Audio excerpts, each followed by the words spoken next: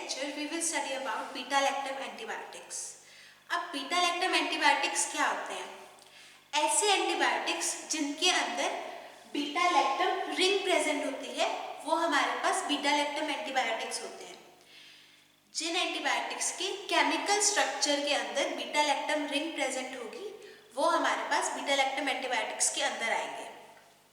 तो अब हमारे पास 4 तरह के बीटा-लैक्टम एंटीबायोटिक्स होते हैं जो कि है पेनिसिलिन्स, सेफेलोस्पोरिन्स, मोनोबैक्टम्स और कार्बापेनिन्स. जो पेनिसिलिन्स है वो वन ऑफ द जो फर्स्ट एंटीबायोटिक्स हमारे पास डिस्कवर हुई थी पेनिसिलिन उनमें आती है. पेनिसिलिन जो है वो अलेक्जेंडर फ्लेमिंग ने डिस्कवर की थी वर्ल्ड वॉर के ड्यूरिंग.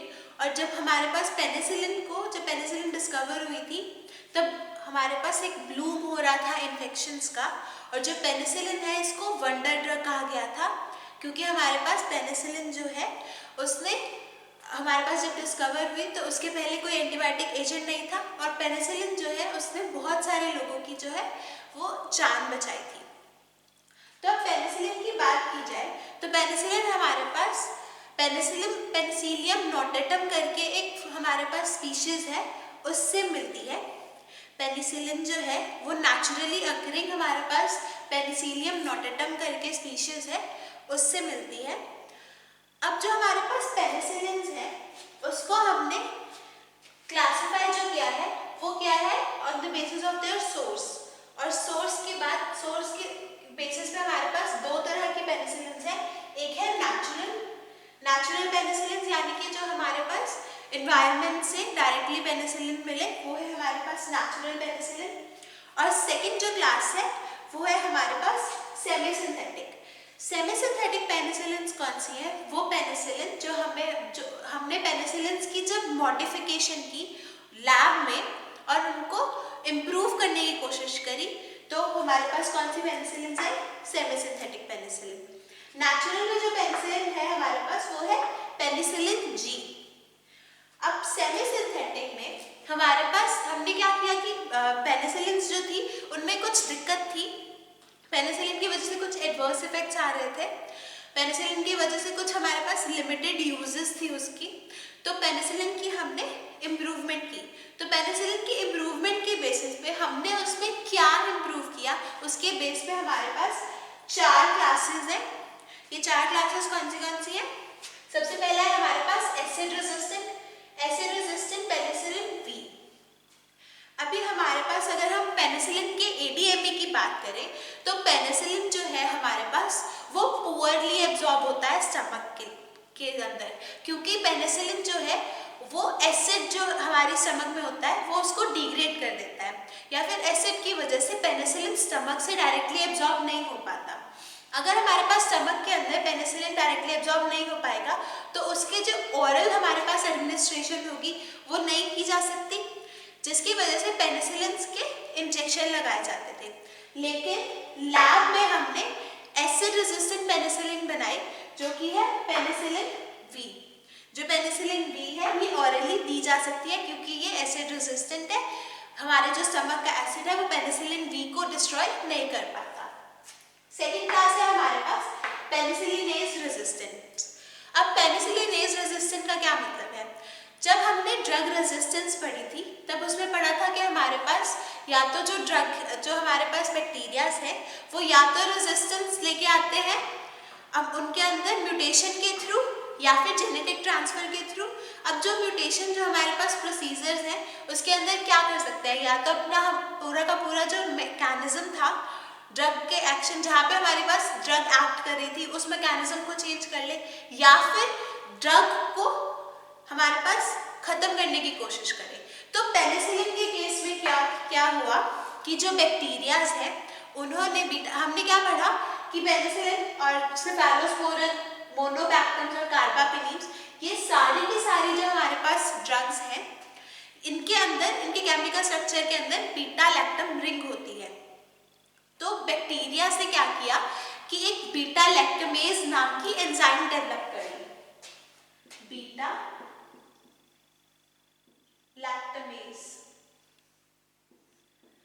बैक्टीरियाज ने बीटा-लैक्टमेज नाम की एक एंजाइम डेवलप कर ली. अब बीटा-लैक्टमेज क्या करती है जो बीटा लैक्टम का हमारे पास रिंग होती है इन सब एंटीबायोटिक्स के अंदर, उस रिंग को डिस्ट्रॉय कर देती है, जिसकी वजह से हमारे पास जो पेनिसिलिन का स्ट्रक्चर होता है वो हमारे पास डिस्ट्रॉय हो जाता है और पेनिसिलिन का हमारे पास एक्शन नहीं आता। वैसे ही हमारे पास पेनिसिलिनेज, हमारे पास अगर पेनिसिलिन की स्पेसिफिक बात की जाए तो बैक्टीरिया ने पेनिसिलिनेज नाम की एक एंजाइम बना ली, जो कि पेनिसिलिन के कांटेक्ट में आते ही पेनिसिलिन को डिस्ट्रॉय कर देती है और पेनिसिलिन अपना एक्शन नहीं दिखा पाती, जो कि एंटीबैक्टीरियल एक्शन है। तो हमने लैब में पेनिसिलिनेज रेजिस्टेंट कुछ ड्रग्स बना ली, जो कि है मेथिसिलिन और क्लॉक्सासिलिन। उसके बाद आता है हमारे पास अमीनो पेनिसिलिन्स। अमीनो पेनिसिलिन्स यानी हमारे पास हमने क्या किया, वो एक अमीनो ग्रुप लगा दिया हमारी पेनिसिलिन्स के ऊपर, जिसकी वजह से हमने क्या देखा कि हमारी जो पेनिसिलिन है उसकी एक्टिविटी जो है वो इम्प्रूव हो गई और हमारे पास एक बेटर ड्रग आई। लास्ट जो क्लास है वो है हमारे पास एंटी स्यूडोमोनल। तो हमारे पास जो पेनिसिलिन है वो स्यूडोमोनास के ऊपर वर्क नहीं करती थी, तो हमने लैब्स में कुछ मॉडिफिकेशन की और एंटी स्यूडोमोनल ड्रग्स बना ली, जो कि है कार्बेनिसिलिन और एस्लोसिलिन। आई होप कि क्लासिफिकेशन क्लियर है। क्लासिफिकेशन के अंदर हमारे पास पेनिसिलिन की इनिशियल जो क्लासिफिकेशन है वो की जाती है सोर्स के ऊपर। सोर्स के अकॉर्डिंग हमारे पास दो क्लासेस हैं, नेचुरल और सेमी सिंथेटिक। नेचुरल यानी कि हमारे पास जो पेनिसिलिन हमारे पास नेचर में अवेलेबल है वो पेनिसिलिन, वो है हमारे पास penicillin G.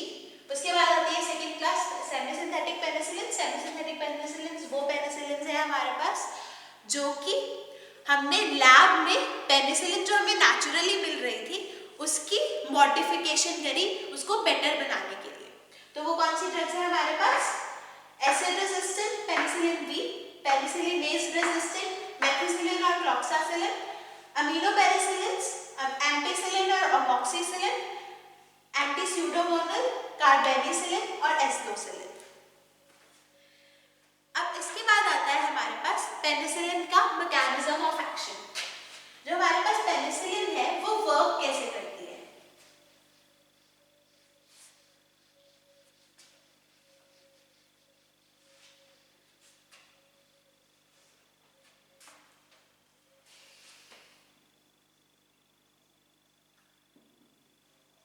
Mechanism of action, हमारे पास जो पेनिसिलिन्स है, जो बैक्टीरियाज हैं उसके अंदर हमारे पास एक स्पेसिफिक पेनिसिलिन बाइंडिंग प्रोटीन नाम की एक स्पेसिफिक जगह होती है जहाँ पे हमारे पास जो पेनिसिलिन है वो जाके बाइंड करती है। अब जो हमारे पास ये पेनिसिलिन बाइंडिंग प्रोटीन्स हैं ये हमारे पास एग्जिस्ट करते हैं सेल वॉल के ऊपर।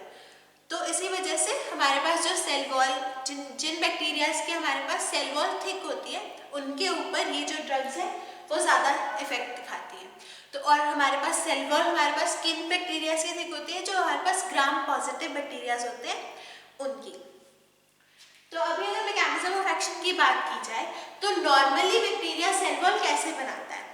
नॉर्मली बैक्टीरिया सेल वॉल हमारे पास दो सब्सटेंसेस को यूज करके बनाता है, नमक और नैक, जो कि है N-एसिटाइल म्यूरामिक एसिड और N-एसिटाइल ग्लूकोसामीन। बैक्टीरिया जो है वो N-एसिटाइल म्यूरामिक एसिड और N-एसिटाइल ग्लूकोसामीन का यूज करके सेल वॉल बनाता है। अब जो हमारे पास ये N-एसिटाइल म्यूरामिक एसिड और N-एसिटाइल ग्लूकोसामीन है ये हमारे पास जो बैक्टीरिया का साइटोसोल होता है या फिर साइटोप्लाज्म होता है उसके अंदर प्रेजेंट होता है। तो बैक्टीरिया क्या करता है, हमारे पास साइटोसोल अपने खुद के साइटोसोल से N-एसिटाइल म्यूरामिक एसिड को और N-एसिटाइल ग्लूकोसामीन को ट्रांसफर करता है और फिर हमारे पास N-एसिटाइल म्यूरामिक एसिड और N-एसिटाइल ग्लूकोसामीन में पेप्टाइड लिंकेज की फॉर्मेशन होती है जो कि अल्टीमेटली हमारे पास एक पेप्टाइडोग्लाइकेन की लेयर बना देती है। तो हमारे पास होता क्या है, साइटोसोल से N-एसिटाइल म्यूरामिक एसिड और N-एसिटाइल ग्लूकोसामीन को ट्रांसफर किया जाता है।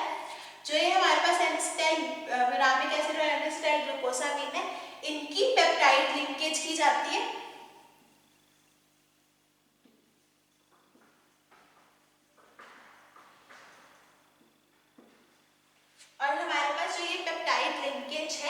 ये आगे हमारे पास सेल वॉल की फॉर्मेशन करता है।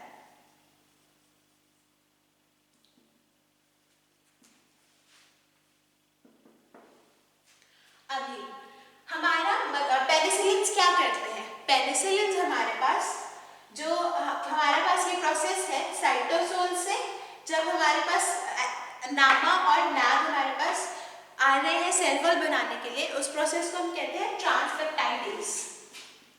ट्रांसपेप्टाइडेशन,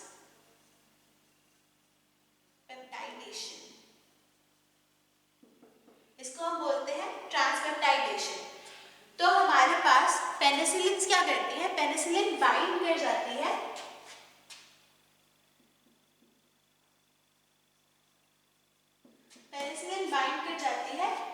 पेनिसिलिन बाइंडिंग प्रोटीन के साथ, और जो ये पेनिसिलिन बाइंडिंग प्रोटीन है ये इस प्रोसेस को स्टॉप कर देता है। होता क्या है, हमारे पास जो पेनिसिलिन है वो सेल वॉल के अराउंड, हमारे पास पेनिसिलिन बाइंडिंग प्रोटीन्स प्रेजेंट होते हैं बैक्टीरियल सेल वॉल के अंदर। अब वो हमारे पास पेनिसिलिन जो है वो पेनिसिलिन बाइंडिंग प्रोटीन्स के साथ जाके अटैच हो जाती है। अब जो हमारे पास पेनिसिलिन बाइंडिंग प्रोटीन्स है वो क्या करते हैं, अटैच होने के बाद जो ये ट्रांसपेप्टाइडेशन का प्रोसेस है इसको स्टॉप कर देते हैं। और अगर हमारे पास ट्रांसपेप्टाइडेशन का जो प्रोसेस है वो स्टॉप हो जाएगा तो हमारे पास सेल वॉल की फॉर्मेशन नहीं होगी। अगर हमारे पास सेल वॉल की फॉर्मेशन नहीं होगी तो जो हमारे पास सेल वॉल है, सेल वॉल का वर्क क्या होता है बैक्टीरिया के अंदर, वो उसको प्रोटेक्शन प्रोवाइड करता है। अगर हमारे पास सेल वॉल प्रेजेंट नहीं होगी तो हमारा जो बैक्टीरिया होगा उसकी जो प्लाज्मा मेम्ब्रेन होगी वो स्वेल कर जाएगी, और स्वेल कर जाने के बाद जो बैक्टीरिया होगा वो बर्स्ट कर जाएगा। सेल वॉल नहीं बनेगी तो हमारे पास क्या होगा, जो बैक्टीरिया है वो स्वेल कर जाएगा, और स्वेल करने के बाद बर्स्ट कर जाएगा, और अल्टीमेटली हमारे पास जो बैक्टीरिया है वो किल हो जाएगा। आई होप इसका मैकेनिज्म ऑफ एक्शन आपको क्लियर हो। हमारे पास जो सेल वॉल, जो बैक्टीरियल सेल वॉल की फॉर्मेशन में पेनिसिलिन जो है वो इंटरफेयर करता है। बैक्टीरियल सेल वॉल की फॉर्मेशन में हमारे पास एन-एसिटाइल ग्लूटामिक एसिड और एन-एसिटाइल ग्लूकोसामीन चाहिए। तो हमारे पास जो एन-एसिटाइल, इन दोनों का जो हमारे पास ये सेल वॉल कैसे बनता है, पेप्टाइड लिंकेज के थ्रू।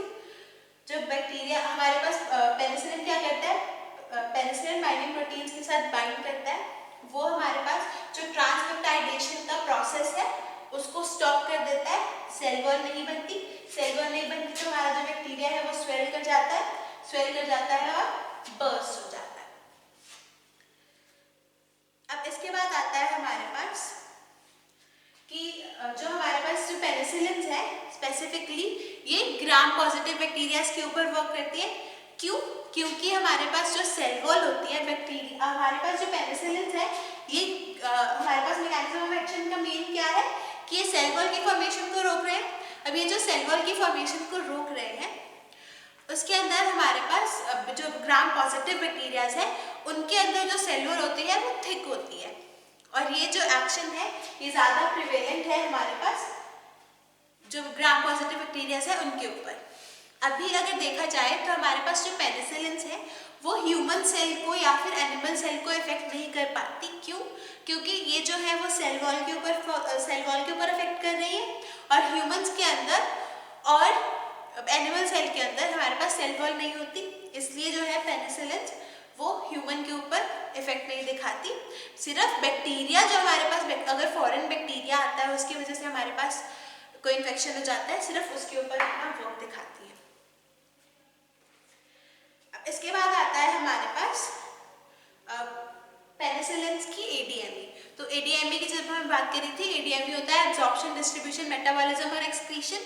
तो जो हमारे पास पेनिसिलिन्स हैं वो पुअरली एब्जॉर्ब होते हैं स्टमक से, इसे क्योंकि वो हमारा स्टमक का एसिड है वो उसको डिग्रेड कर देता है।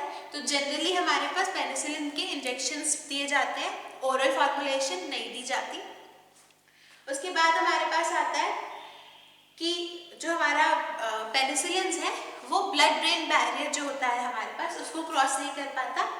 हेंस हमारे पास ब्रेन के जितने भी इन्फेक्शंस होंगे उनमें पेनिसिलिन यूज नहीं की जा सकती। उसके अलावा पेनिसिलिन जो है वो प्लासेंटल बैरियर को क्रॉस कर देती है, फीटस के अंदर जा सकती है, इसीलिए प्रेग्नेंट फीमेल्स के अंदर पेनिसिलिन को अवॉइड किया जाता है। उसके बाद आता है हमारे पास मेटाबॉलिज्म। जो हमारे पास मेटाबॉलिज्म है पेनिसिलिन का मेटाबॉलिज्म मिनिमम है। ये अनचेंज्ड फॉर्म में एक्सक्रीट होती है, इस वजह से ये urine as an urinary antiseptic भी यूज की जा सकती है, यानी कि यूरिनरी ट्रैक्ट के जो इन्फेक्शंस है उसके ट्रीटमेंट में हमारे पास पेनिसिलिन जो है वो यूज की जा सकती है। अब आते हैं हम इसके एडवर्स इफेक्ट्स के ऊपर या साइड इफेक्ट्स के ऊपर। जो पेनिसिलिन है वो हमारे पास स्पेसिफिकली हाइपर सेंसिटिविटी रिएक्शंस होती है पेनिसिलिन की। कुछ सारे के सारे ह्यूमंस पेनिसिलिन के लिए अडेप्टेबल नहीं होते, कुछ ह्यूमंस जो है वो पेनिसिलिन के लिए एलर्जिक होते हैं, और जो ये हमारे पास पेनिसिलिन की जो एलर्जिक एक्शन है वो जो है वो हमारे पास लाइफ थ्रेटनिंग हो सकता है, एनाफाइलैक्सिस हो सकता है हमारे पास पेशेंट के अंदर। तो अगर हम पेनिसिलिन किसी को दे रहे हैं तो हमें ये मेक श्योर करना पड़ेगा कि वो जो हमारा पेशेंट है वो पेनिसिलिन के लिए एलर्जिक ना हो, उसकी पेशेंट हिस्ट्री देखनी पड़ेगी, या फिर हमारे पास अगर पेशेंट जो है वो नया है और उसके अंदर पेनिसिलिन कभी नहीं दी गई है तो हमें एक हाइपर सेंसिटिविटी टेस्ट करना पड़ता है। उसके अंदर क्या होता है, हमारे पास पेशेंट को बिल्कुल एक स्मॉल अमाउंट में पेनिसिलिन जो है वो इंजेक्ट की जाती है, और उसके बाद देखा जाता है अगर हमारे पास पेशेंट में कुछ रेड कलर के इरप्शंस आ जाए, स्किन जो है वो इरप्ट हो जाए, तो उस पेशेंट के अंदर हमारे पास पेनिसिलिन जो है वो अवॉइड की जाती है। अब इसके बाद आता है हमारे पास एक स्पेसिफिक पेनिसिलिन से रिलेटेड जो साइड इफेक्ट है वो है जेरिश-हेक्साइमर रिएक्शन। अब जेरिश-हेक्साइमर रिएक्शन क्या होता है? जेरिश-हेक्साइमर रिएक्शन के अंदर जो हमारे पास सिफिलिस के पेशेंट्स होते हैं उनके अंदर कभी भी हम पेनिसिलिन नहीं देते, क्योंकि पेनिसिलिन और हमारे पास सिफिलिस के पेशेंट्स में क्या करती है, जो हमारे पास स्पायरोचीट्स है उसको डिस्ट्रॉय कर देती है, और उसके बाद हमारे पास फीवर और मसल पेन जैसे सिम्टम्स अपीयर होते हैं। तो हमारे पास जो सिफिलिस का पेशेंट है उसके अंदर पेनिसिलिन नहीं दी जाती। अब इसके अलावा हमने जब बात की थी पेनिसिलिन के रेजिस्टेंस की, तो पेनिसिलिन के रेजिस्टेंस में क्या था कि हमारे पास जो कुछ बैक्टीरियाज हैं उन्होंने बीटा लैक्टमेज रिंग, हमारे पास जो बीटा लैक्टमेज एंजाइम बना ली है जो कि क्या करती है, रेजिस्टेंस प्रोवाइड करती है। जो हमारी बीटा लैक्टम एंटीबायोटिक्स है वो हमारे पास जो बीटा लैक्टम एंटीबायोटिक्स है बीटा लैक्टमेज एंजाइम की वजह से उसके ऊपर वर्क नहीं कर पाती, तो हमारे पास जो हमारे पेनिसिलिन हैं इनके साथ कुछ ऐसे स्पेसिफिक एजेंट्स दिए जाते हैं जो कि बीटा लैक्टमेज एंजाइम जो बैक्टीरिया ने बनाई है उसको इनहिबिट करते हैं, उनको हम बोलते हैं beta lactamase inhibitors. Beta lactamase inhibitors कौन से हैं हमारे पास? क्लेवुलेनिक एसिड, सेल्बैक्टम और टैजोबैक्टम। तो होता क्या है, हमारे पास बैक्टीरिया ने एक एंजाइम बना ली बीटा लैक्टमेज जो कि बीटा लैक्टम एंटीबायोटिक्स को डीएक्टिवेट कर देती थी। अब हम क्या करते हैं कि पेनिसिलिन के साथ या बीटा लैक्टम एंटीबायोटिक्स के साथ हम अपनी मेडिसिन हम बीटा लैक्टमेज इनहिबिटर्स देते हैं। अब जो वो बीटा लैक्टमेज इनहिबिटर्स होते हैं वो क्या करते हैं, बीटा लैक्टमेज जो एंजाइम है उसके साथ बाइंड कर जाते हैं, और हमारे पास जो बीटा लैक्टमेज एंजाइम है वो पेनिसिलिन या फिर जो हमारे पास बाकी बीटा लैक्टम एंटीबायोटिक्स है उसके ऊपर वर्क नहीं कर पाती, जिसकी वजह से हमारा जो ट्रीटमेंट है वो बिना हिंडर हुए हो सकता है। बीटा लैक्टम इनहिबिटर्स हमारे पास कौन से हैं? क्लेवुलेनिक एसिड, सेल्बैक्टम और टैजोबैक्टम। जो हमारे पास पेनिसिलिन है ये यूज की जाती है हमारे पास न्यूमोकोकल इन्फेक्शंस के लिए, स्ट्रेप्टोकोकल इन्फेक्शंस के लिए, मेनिंजियोकोकल इन्फेक्शंस के लिए, स्टेफाइलोकोकल इन्फेक्शंस के लिए, और उसके अलावा हमारे पास प्रोफाइलैक्सिस के लिए भी पेनिसिलिन यूज की जाती है। नेक्स्ट क्लास आती है हमारे पास सेफेलोस्पोरिन्स। जो सेफेलोस्पोरिन्स जो ड्रग है वो हमारे पास पेनिसिलिन की आगे मॉडिफिकेशंस है। जो सेफेलोस्पोरिन्स का मैकेनिज्म ऑफ एक्शन है वो बिल्कुल सेम है हमारे पास पेनिसिलिन के जैसा ही। लेकिन हमारे पास सेफेलोस्पोरेंस में फर्क क्या है? सेफेलोस्पोरेंस जो है वो पेनिसिलिन्स की कंपैरिजन में ब्रॉड स्पेक्ट्रम एंटीबायोटिक्स है। जो पेनिसिलिन्स है वो स्पेसिफिकली ग्राम पॉजिटिव जो बैक्टीरिया है उनके ऊपर वर्क करती है, लेकिन जो हमारी सेफेलोस्पोरेंस है वो ग्राम पॉजिटिव और ग्राम नेगेटिव दोनों जो हमारे पास बैक्टीरिया है उनके ऊपर वर्क करती है। उसके अलावा सेफेलोस्पोरेंस जो है वो इकोनॉमिकल है, उनकी कॉस्ट जो है वो लो है। उसके बाद आता है हमारे पास सेफेलोस्पोरेंस की भी हमारे पास जनरली इंजेक्शन दिए जाते हैं, बहुत कम ऐसे सेफेलोस्पोरेंस हैं जो कि ओरली दी जाती है। जो सेफेलोस्पोरेंस की क्लासिफिकेशन है वो की गई है हमारे पास जनरेशंस के बेस पे, यानी कि जैसे जैसे हमारे पास सेफेलोस्पोरेंस डिस्कवर होते गए हमारे पास सेफेलोस्पोरेंस की क्लासिफिकेशन होती गई। सेफेलोस्पोरेंस के अंदर हमारे पास first generation, second generation, third generation और फोर्थ जनरेशन, 4 जनरेशन की ड्रग्स हैं। फर्स्ट जनरेशन में हमारे पास आती है सेफेलोथिन और सिफाड्रॉक्सिल। सेफेलोथिन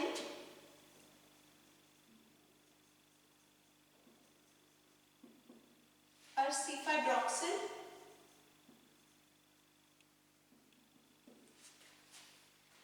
जो फर्स्ट जनरेशन ऑफ हमारे पास ड्रग्स हैं इनके अंदर क्या किया गया? सेफेलोस्पोरेंस में पेनिसिलिन के कंपैरिजन में एक्टिविटी जो है उसको एंटीबैक्टीरियल एक्टिविटी है उसको इंक्रीज किया गया। जो हमारे पास फर्स्ट जनरेशन ड्रग्स है ये सिर्फ ग्राम पॉजिटिव बैक्टीरिया के ऊपर ही वर्क करती है। सेकेंड जनरेशन में जो हमारे पास ड्रग्स आती है वो है सीफाक्लोर और सिफाजिक्टीन या फिर सिफ्यूरोक्साइन। सीफाक्लोर और सिफ्यूरोक्साइन। अब जो सेकेंड जनरेशन वाली सेफेलोस्पोरेंस है वो हमारे पास ग्राम नेगेटिव बैक्टीरिया के ऊपर भी वर्क करती है। इनकी जो है activity in comparison to first generation जो ड्रग्स है उससे भी ज़्यादा होती है।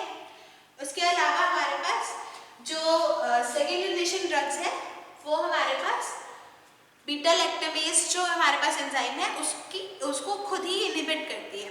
जैसे कि पेनिसिलिन्स है, पेनिसिलिन्स के साथ हमें एडिशनल बीटा लैक्टामेज इनहिबिटर्स देने पड़ते थे जैसे कि क्लेवुलिनिक एसिड, सेल्बैक्टम और टाज़ोबैक्टम।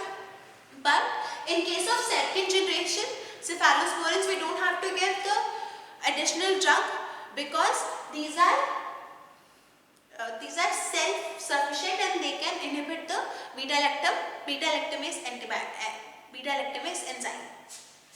Now we have third generation. अब third generation में हमारे पास आती है सिफिक्जीम और सिफाटेक्साइन। सिफिक्जीम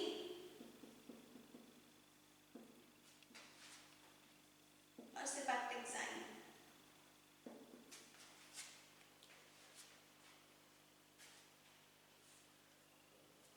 अब जो हमारे पास थर्ड जनरेशन ड्रग्स है, जो थर्ड जनरेशन ड्रग्स है वो ग्राम नेगेटिव बैक्टीरिया के ऊपर वर्क करती है।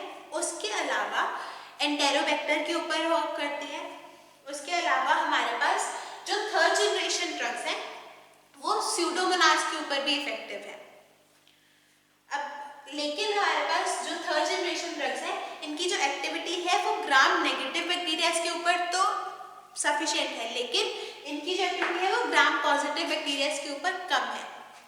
लास्ट क्लास आती है हमारे पास फोर्थ जनरेशन सेफेलोस्पोरेंस। फोर्थ जनरेशन सेफेलोस्पोरेंस में हमारे पास है सिफिपीन और सिफिपिरोन।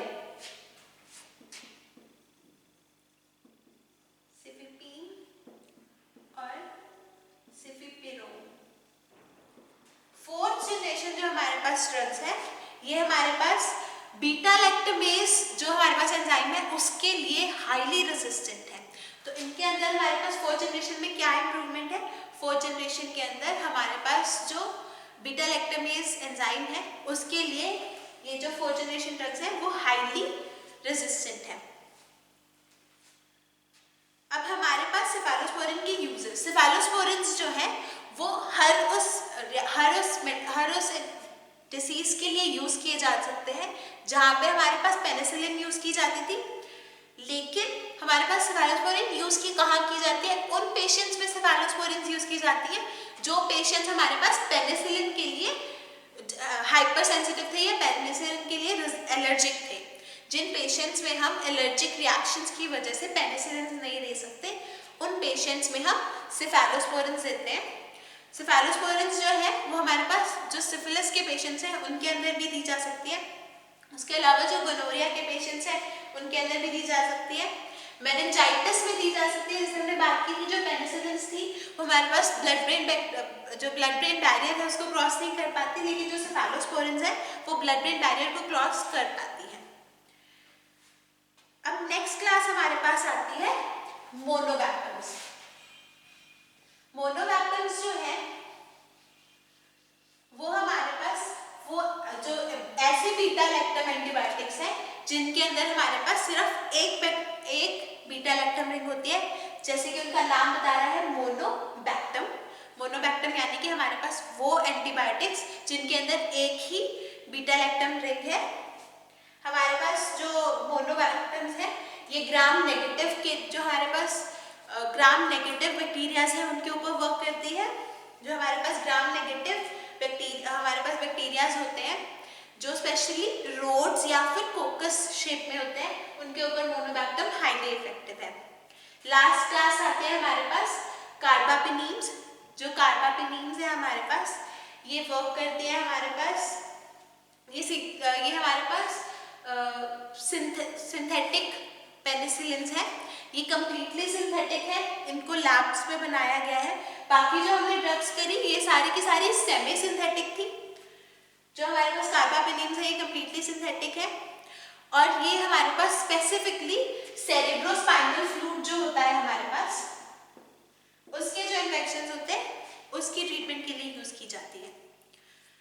नेक्स्ट क्लास में हम पढ़ेंगे टेट्रासाइक्लिन या और बाकी जो हमारे पास ब्रॉड स्पेक्ट्रम एंटीबायोटिक्स हैं उनके बारे में। Thank you.